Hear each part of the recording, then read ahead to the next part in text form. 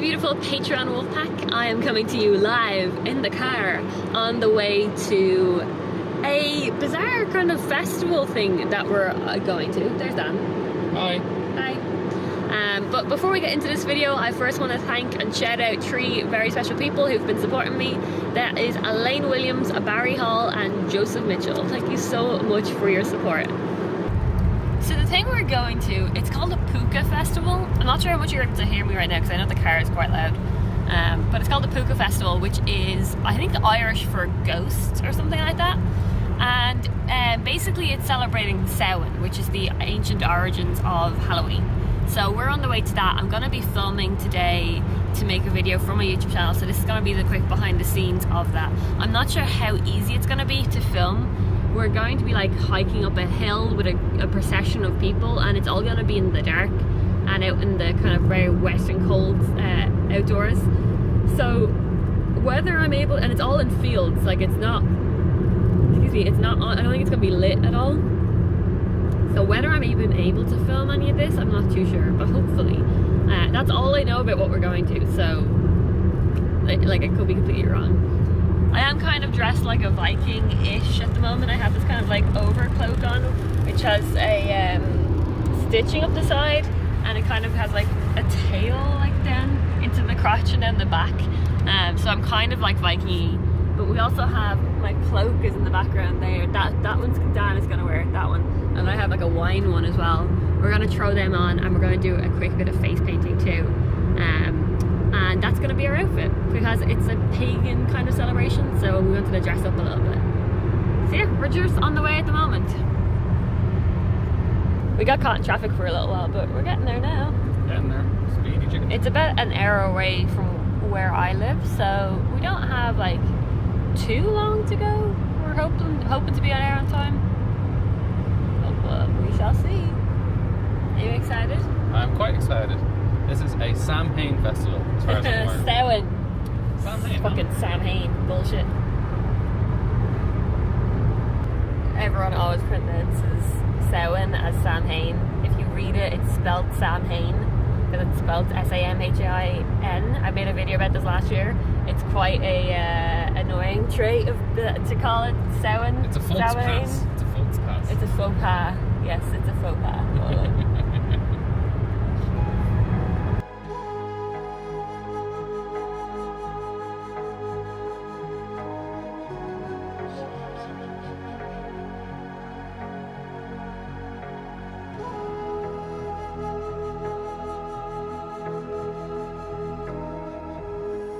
We're gonna make it.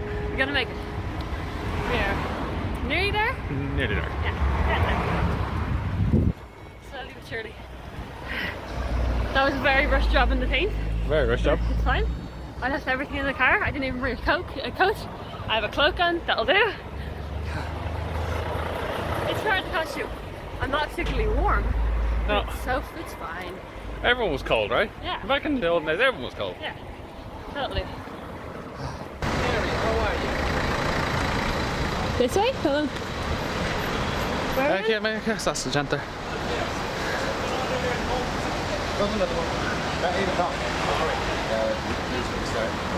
Up to the park. We're so late. We're gonna be late.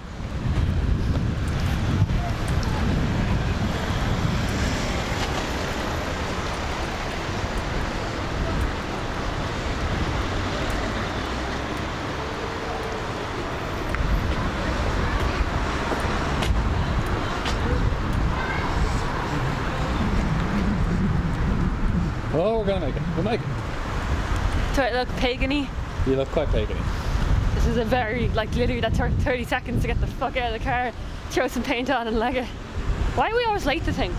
I think I would be you. I'm always late to things.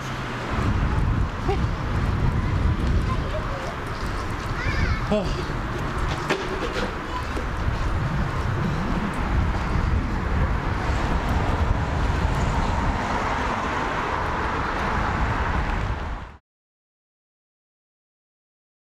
We cut it pretty close trying to get there on time, but thankfully we made it just before the ceremony started, and I mean like 30 seconds before.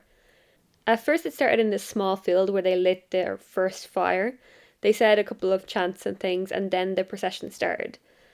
Now, the funny thing was, we had no idea what was really going to be happening, and neither did any of the public. There was no schedule for how long this would take. It turned out to be somewhere around a 3 kilometer hike, I think, or something close to that anyway. We walked in the darkness. Very frequently, we couldn't see directly in front of ourselves, and there was only the fire on the side of the road to light the way. Because of that, it felt like we actually were at one of the original ceremonies and not a modern retelling of it. Now, 3K doesn't sound too far, but to do it completely unprepared in the dark was a surprising adventure, to say the least. Once we got to the hill, the actual ceremony probably took around an hour. We first filed in past the farmyard and then went up to the top of where it would actually take place.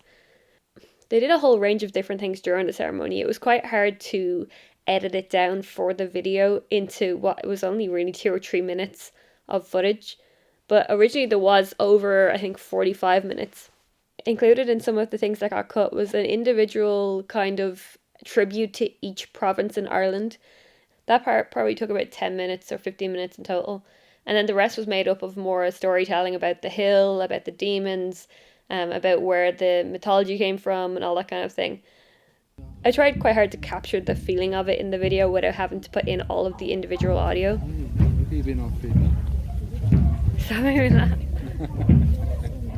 The biggest challenges I faced during this was actually just the shooting.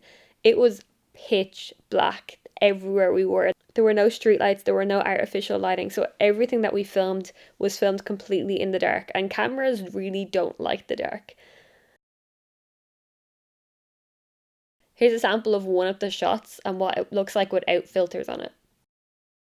The moment that you're filming in very low lighting, everything goes very grainy, so it was a massive challenge, especially I had to spend a lot of time editing it to try and make the shots look better than what they actually looked like. The other massive challenge was the audio. Most people who were speaking were really far away, so trying to pick up that audio and have it sound nice was very challenging. That's why most of the video is narrated instead of using the original audio. In the parts that I did use the original audio, I did a lot of post-processing to try and make the audio sound a lot nicer and fuller and less like it's someone who's, several meters away in a field who's not speaking through a microphone or anything, so it's quite quiet. This is what the audio originally sounded like without any of the filters. One should never eat the fruits of the hawthorn tree after Samhain. And then this is the audio after I've edited it. One should never eat the fruits of the hawthorn tree after Samhain night. As you can probably hear, there's quite a big difference, so that part of the edit did take a bit of time.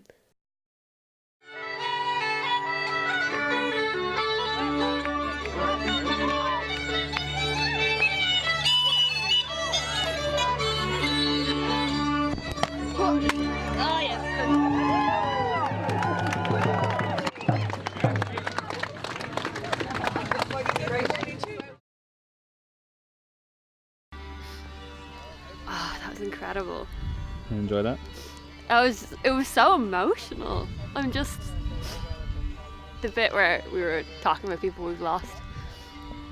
That was something special. I just gave a Viking a funeral.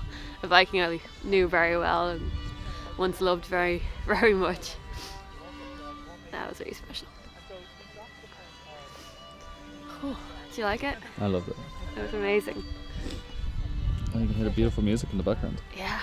There's nothing I would have rather do tonight on Halloween and All Hallows Eve than be here. Oh my god. It was amazing.